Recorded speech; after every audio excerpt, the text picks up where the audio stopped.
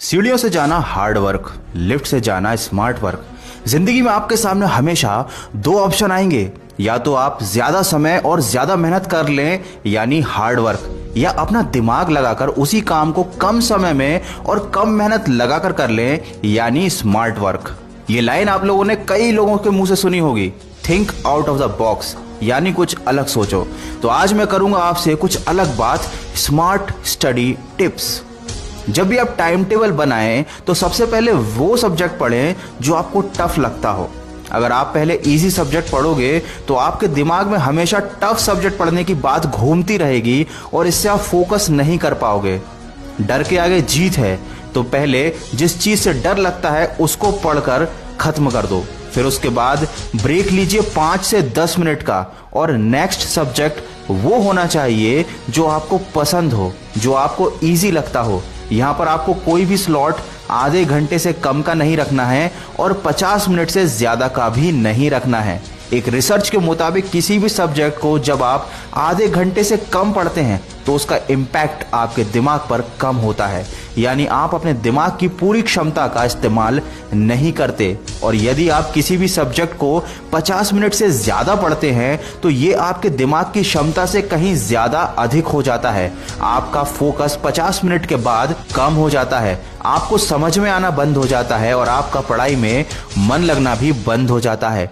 तो हमेशा किसी भी एक सब्जेक्ट को 50 मिनट से ज्यादा कंटिन्यूअसली ना पढ़ें। 50 मिनट के बाद बीच में ब्रेक जरूर लें, और हाँ, ब्रेक केवल 5 से 10 मिनट का ही लें। आप चाहें तो उसमें मोबाइल भी चला लें, लेकिन अपने मोबाइल में अलार्म जरूर सेट कर लें 5 या 10 मिनट का, ताकि कहीं आपका ये 5 मिनट का ब्रेक 50 मिनट के ब्रेक में ना बदल जाए। इस डायग्राम को ध्यान से देखिए, यहाँ पर साफ साफ दिखाई दे रहा है कि अगर आप किसी चीज को केवल पढ़ते हैं तो केवल उसका 10% हिस्सा ही आपको याद रहेगा, लेकिन अगर आप उस सब्जेक्ट से रिलेटेड किसी से डिस्कशन करते हैं तो वो चीज आपके दिमाग में 50% तक बैठ जाती है।